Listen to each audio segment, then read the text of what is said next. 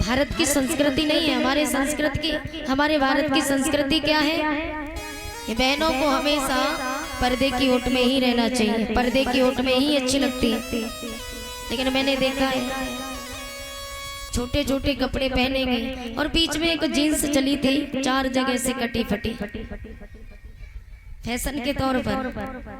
तो मैंने ये तो देखा था कि भैया गरीबी सुदामा जी पर थी, लेकिन सबसे ज्यादा गरीबी तो जो अमीर घराने की बेटियां हैं ना, पैसे वालों की, उन पर सबसे ज्यादा गरीबी टूट पड़ी। तभी तो 4 जगह से कटी फटी जीन्स पहन करके निकलती। ये हमारे संस्कार नहीं है। सोचिए हमारे बुजुर्गों की दृष्टि हम पर पड़ती होगी तो हमारे बुजुर्ग क्या सोचते होंगे। अरे तुम्हें तो शर्म नहीं लगती, लेकिन हमारे बुजुर्ग ही शर्म के मारे सर नीचे झुका लेते। इसलिए संस्कारों को अपनाओ। और आजकल इंस्टाग्राम पर, फेसबुक पर नाच नाच करके वीडियो डाल रही है फेमस होने के लिए, पैसा कमाने के लिए। बहुत वीडियो वायरल होती है देखा जाए तो। पैसा कमाना है फिर नाचो, कुछ भी करो, इन पर कोई फर्क नहीं पड़ता। ना ही माता पिता पर पड़ता है। माता पिता भी कुछ नहीं कहते। क्या क्यों कहें? क्योंकि बेटी पैदा जो कर रही है। पहले के जमाने में गरीब घराने की बेटियां अमीरों के यहाँ नाचने के लिए जाती थी, लेकिन उन्हीं अमीरों की बेटियां आज गरीबों का कर्जा उतारती हैं इंस्टाग्राम पर, फेसबुक पर नाच नाच करके, वीडियो डाल करके। ये हमारे संस्कार नहीं है, पूरा समाज देखता है। अगर कोई बहन पंडाल में नाच दे भगवान के दरबार में, तो घर जाके डांटेंगे तूने नाचा क्यों इतने लोगों के सामने। अरे यहाँ तो केवल गाँव के थे, लेकिन जब इंस्टाग्राम पर, फेसबुक पर वीडियो नाच नाच करके डालते हो, पूरा संसार देखता है। और बेटियां डाले तो डाले। आजकल की जो बहुएं हैं ना, बहुएं 4 दिन हुए नहीं ब्याह हो, शादी हुए 4 दिन हुए नहीं, ससुराल में आई, काम बाद में किया, पहले रील बनाने लगे।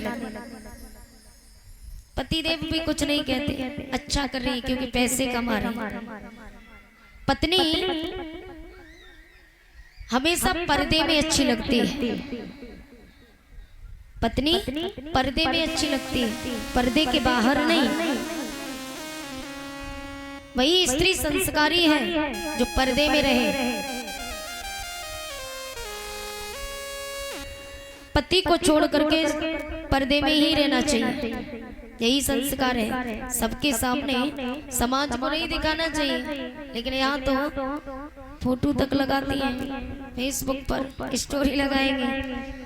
तो इतना उल्टा जमाना आ गया भैया। और पढ़ाई भी करते हैं तो कैसे? हम ये नहीं कहते कि मत पढ़ो, पढ़ो। पढ़ाई से क्या होता है कि समाज में हमें किसी के सामने खड़ा कर दो, बात करने से डरते नहीं है, बेझिझक होकर के बात कर सकते हैं। अब जब पढ़े लिखे नहीं है तो बात करने में भी डर लगेगा। तो पढ़ाई से ये फायदा है, पढ़ाई करो, लेकिन उसके साथ साथ संस्कारों को ना भूलो। एक गांव का लड़का था, तो गांव का लड़का शहर में गया था, और गांव के कोई पढ़े लिखे थे नहीं,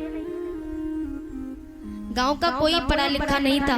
तो वो लड़का अकेला शहर गया और शहर से 4 अक्षर अंग्रेजी के सीख करके गांव आ गया। कौन से अक्षर? 4। एक यस, नो, वेरी गुड और थैंक यू। ये 4 अक्षर अंग्रेजी के सीख करके आया गांव में। कोई कुछ कहता तो कहता, बोले यस, ज्यादा कोई कुछ कहता बोले no no no no no, very good, thank you. ये 4 अक्षर उसने सीख लिए। कोई कुछ कहता, हर बात पर यही 4 जवाब देता था। एक दिन वो लड़का बाहर घूमने के लिए गया। घूमने के लिए जाता तो ट्रेन में बैठा। ट्रेन में एक सेठ जी के पास बैठ गया। सेठ जी के पास बैठा तो सेठ जी के पास सूटकेस था। तो न जाने कोई सूटकेस सेठ जी का उठा करके ले गया। अब सेठ जी ने देखा, बोले हमारा सूटकेस गायब है। सेठ जी उसी लड़के से पूछने लगे, बोले भैया मेरा सूटकेस कोई ले गया, तुमने देखा? लड़के ने कहा यही अंग्रेजी बोलने का अच्छा मौका है। तो लड़के ने कहा बोले यस यस। सेठ जी कहने लगे अच्छा तो जरा बताना कौन ले गया? बोले no no no no no no. सेठ जी को क्रोध आ गया, बोले एक तो इसको पता है कि मेरा सूटकेस कौन ले गया, ऊपर से मना कर रहा है बता नहीं रहा। सेठ जी को क्रोध आ गया और क्रोध में आकर के खींच के गाल में तमाचा दिया। लड़के ने गाल पे हाथ रखा और कहने लगा 3 तो बोल ही लिए, एक और रह गो बाऊ बोलने। बोले थैंक यू भैया। तो कहने का भाव ये है कि पढ़ने के साथ साथ गुन्ना भी चाहिए। पढ़ाई के साथ साथ उसका रहस्य निकालना चाहिए कि इसका मतलब क्या है। अब अंग्रेजी के 4 अक्षर सीख जाओ, उसका मतलब ही ना पता हो, अर्थ पता ना हो कि क्या मतलब, तो क्या फायदा अंग्रेजी बोलने से। अरे हमारी शुद्ध भाषा है। वैसे हमारी भारत की भाषा क्या है? हमारे भारत की शुद्ध भाषा संस्कृति ही थी, संस्कृति। लेकिन धीरे धीरे लोग हिंदी पर आ गए। अब हिंदी से अंग्रेजी का जमाना आ गया भैया। और अंग्रेजी इतनी उल्टी है कि कुछ पूछो मत। आपने देखा होगा अंग्रेजी में लिखा जाता है, गौर किया होगा तो, जैसे कि पीयूटी को क्या बोलेंगे? पुट। अब उसी जगह पी को हटा के सी कर दो, सीयूटी। तो सीयूटी को क्या बोलेंगे? कट। पीयूटी को पुट और सीयूटी को कट। तो कितना डिफरेंस है। इसलिए हमारे भारत की जो भाषा है उसको अपनाओ। इस अंग्रेजी में कुछ नहीं रखा, बड़ी टेढ़ी खीर है। बोली गोविंद भगवान की जय जय श्री राम।